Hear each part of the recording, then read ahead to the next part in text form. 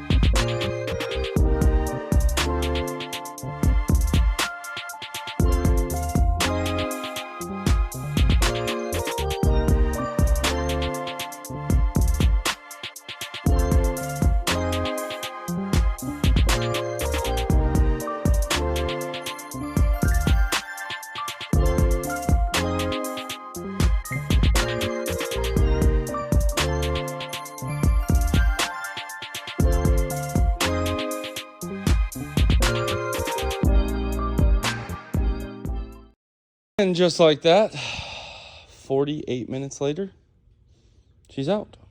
You guys can see the nice aerosol overhaul here that we did. Didn't look the greatest once it's out, but it looked all right inside. So now from here, we will pull this back a little bit. We got to get the harness and the brackets, the fuel filter, the starter, the ECM, power steering thing there.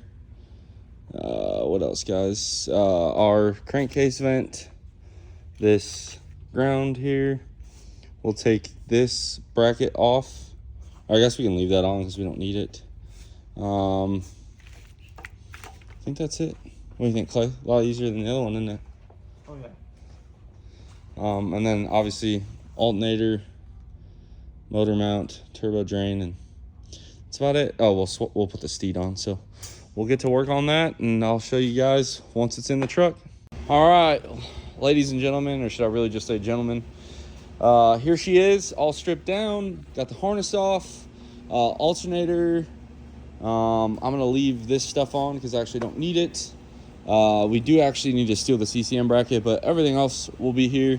If you guys need a 5.9 engine, I don't even want to post this on YouTube, so don't message me here, but I'll post it on Facebook.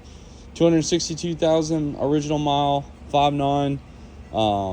Not rusty, as you can see. Not crusty, really, either. Just, I mean, this thing was a champ. An hour 15 maybe. Yeah, hour 15. We got the harness swapped over, starter swapped over, our bracket, CP3 12 mil pump. We painted this rail because it looked so bad. Alternator's thrown on, and we already had a flex plate on this one, so no worries there. And now we're just gonna pull the valve cover, rocker box gasket off, put this motor on the ground on the floor, and get ready for the next step here, which is in the truck. So we're about maybe 3 hours total into this project, and she's going back in. So nobody thinks we're pulling a Houdini. As you can see, this is the teal motor. Clearly oily, grimy, nasty, ready for its new life. I just envisioned the meme where it's like, oh, I want to get like khakis, and the guy yells, you're getting slacks. This thing wanted retirement, and it's getting put right back into action. The next morning, I kind of left you hanging last night, but we did get it installed. I spared you the time lapse. She's in. Temporary valve cover is just on it for right now. I want all of you guys to be super happy. I spent far too long making this intake horn fit. It said it fit 3rd gens. It was way too long on this leg, so I had to cut it, weld some bead roll ends on it. This front bung is 1/8 inch MPT. I drilled it, tapped it, filled it, and then drilled and tapped it to accept an M10 bolt for our dipstick bracket. And then I also had to modify our catch can, basically cut it, bent it, re-welded it so it would all fit on the intake horn like it did before. We put some fresh Hot Shot Secret engine oil in here. Motor mounts are tight, trans mounts are tight, and now we are just hemming and hawing on turbo setups, what we want to do. Guys, I was left unsupervised, ahead of schedule, so this happened. I know. We said we were gonna keep it stock. I said a lot of things, okay? What we're looking at here is a new compound setup. I have my old hot pipe. I retweaked it a little bit. I ended up being able to save this down pipe that I had used before, but it used to rub on the frame rail, which I don't know if you guys will be able to see. But anyway, I remade basically from where it comes up. So I redid this 90 and this 90 to this turbo. I had to modify my old support pipe, you guys see there, because I did not delete the shock towers on this truck. I wrapped the AC and heater core line in tinfoil tape. We just kind of bent our AC stuff, so we got good clearance there. I'll have to bend this one just a little bit more. And yeah, we have a 464 485 compound kit. This is a 485 from Forced Inductions with a 132 T6 housing, 464 billet still from Forced Inductions with a 83 turbine and a 11 T4. This is a non-gated setup. We have our new oil feed, oil drain lines ran. I just basically been working on that, and I know you guys always like the fab content, but really I was just kind of grinding. We got our new interstage pipe. I left this long. It's about right here. I will order one of the Keating 5-inch aluminum V-bands. The problem is they're on back order. So for right now, this will just have to be the way it is for, for the time being. But we got a 3-inch stainless interstage pipe. We have a 3.5-inch hot pipe, a 4-inch down pipe. I almost went out the hood, but then I decided against it. And then look at this 5.9 intake horn, still with the catch can mount, and we made the dipstick work. Beautiful. So now I'm gonna go ahead and put our intercooler on. And basically when our intercooler is on, I'll be able to make sure that our cold side intercooler pipe will work. I know we had the plastic one on. I think I'm gonna swap this out for the metal version. I have one from somewhere else. And then we also have to make this pipe work. Now, I would have loved to have clocked this turbo down and made the one pipe come out here, but with the shock tower not being deleted and the AC and everything else, we're gonna just come off here, go down, and then come this way like our old setup. I kind of miss that. So, I mean, for reference here, this is the new setup on the 07 quad cab. It does look nice, but you guys see how far the hot pipe is over. That's because the shock tower is deleted. On my other truck, the shock tower is not deleted, so we're unable to get that hot pipe over that far. So it'll just be a little different, Not, I wouldn't say this thing's gonna win any show awards, but it's certainly gonna have a lot of go. Okay, we are flashing in our updated tune file for the injectors, as well as the different piston bowl. So you got to change basically most of the lower part of your timing table, both in the crank timing as well as the idle, because we went from a wide bowl to a narrow bowl. So we're just gonna let that do its thing. I did pull the lift pump fuse. Hopefully our battery can hang in there. I am actually gonna hook up a jump pack to it, and yeah, let's finish this up today.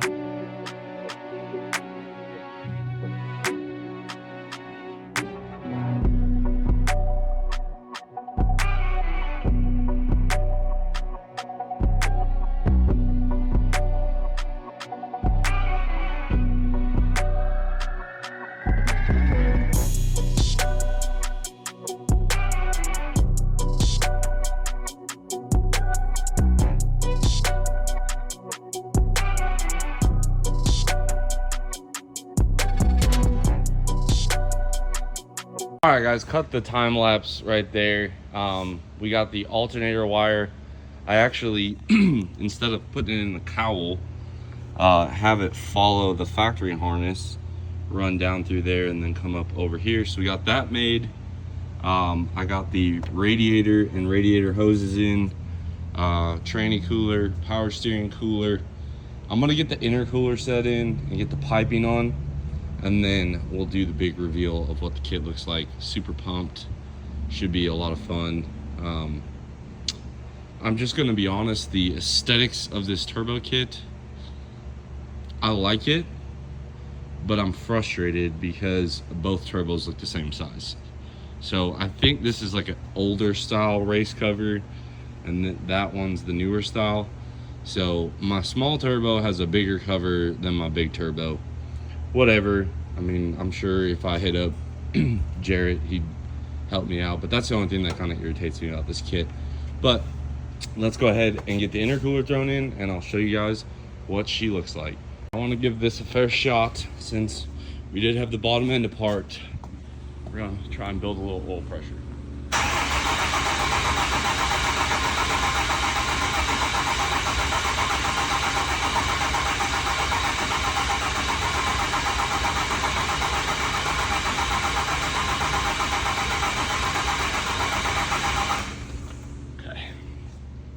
And all I'm looking for is just oil in the rockers, which that one now has a lot more oil in it. All the oil up here looks good. Still the valve cover on. We are nearing completion. Got the new valve cover on, got our crankcase vents tightened up. I just got to find this last intercooler pipe here, and then we'll fire it up. I just want to make sure we send clean air in. But that's kind of where it's at, you know. I'll be honest, this is snowballed. You know, I saw the EGT gauge on the 464 getting a little warm when we were doing burnouts. So naturally, you know, it was pretty simple, really. I mean, there's a motor sitting over there that looked all right. I had this turbo from, I don't even remember when I bought it. And I just had all this awesome piping. The moment's finally here. Everything's hooked up.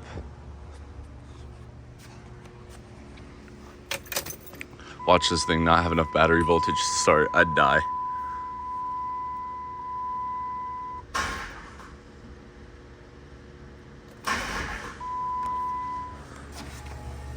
Let the air dog do its thing real quick. All right. Make sure, I'm pretty sure I tuned this thing right with the 5.9 stuff. Never know though. It's really all bets are off with me sometimes. Here we go.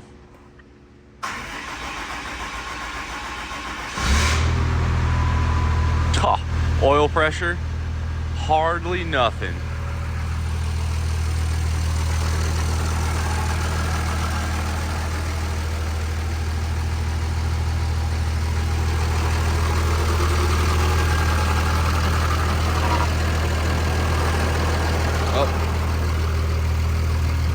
Our fan's rubbing on the shroud. Hold on. Okay, take two. Really would love to find out where this fuel's leaking from. But I don't know. I guess we'll figure it out.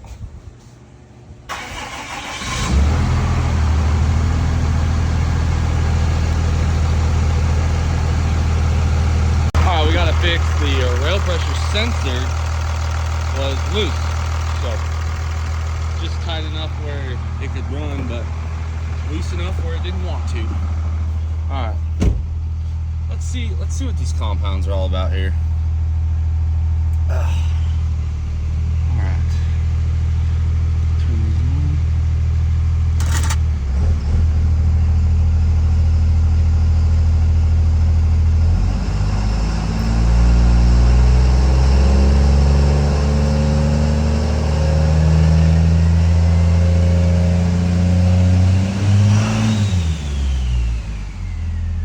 Wow.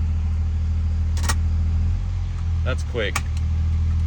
That, my friends, is quick.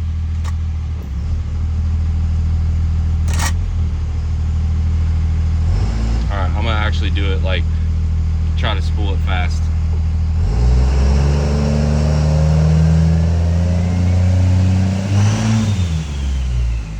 Wow. That is quick. Very quick. Heck yeah. Heck yeah. And I mean, look. A little bit of haze. That's about it. Make sure we're not leaking anything.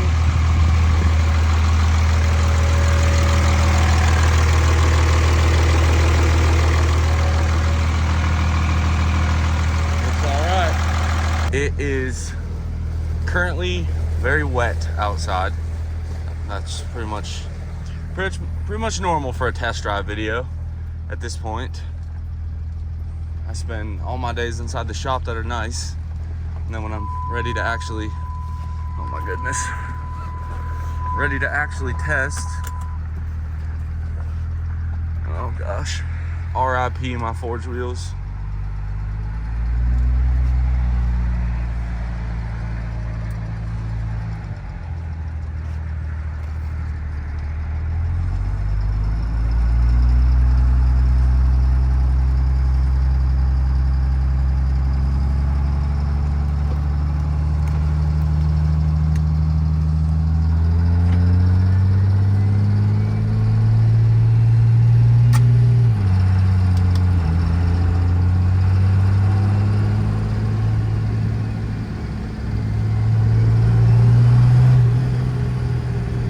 I don't know about you guys, but usually when I see a deer, I speed up.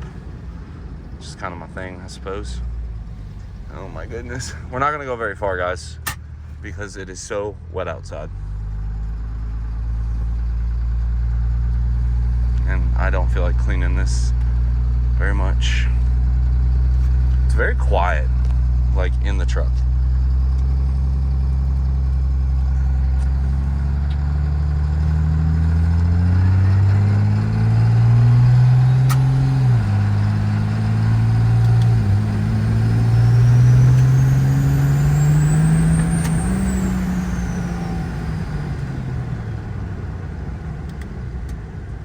Yeah, that's quick for a mega cap. That's quick. I know this is what you guys really want.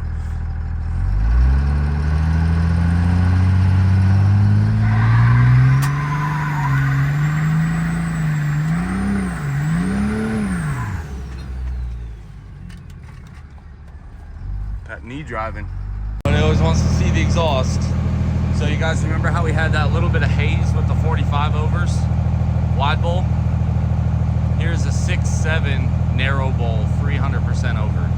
So 300% versus 45. Noticeably cleaner. Noticeably cleaner.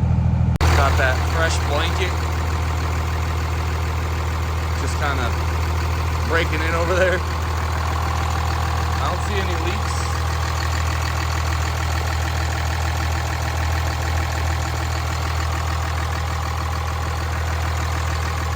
fresh blanket. Heck yeah. Well, guys, this is gonna be a wrap. Pulled it in Friday afternoon.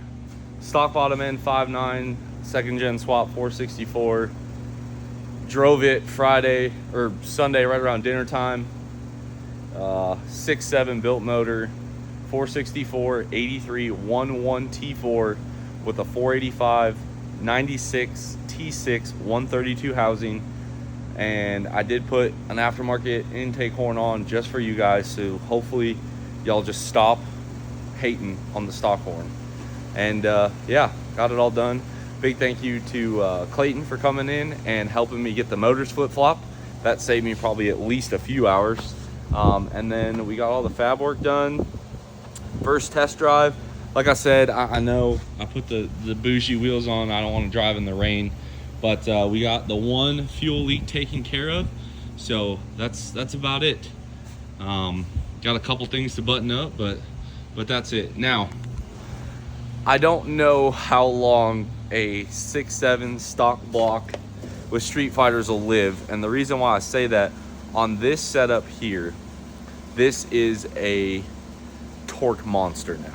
This thing probably makes 1,100 horsepower turned up, and it probably makes every bit of 2,200 foot-pounds, being a 6.7 with such small turbos.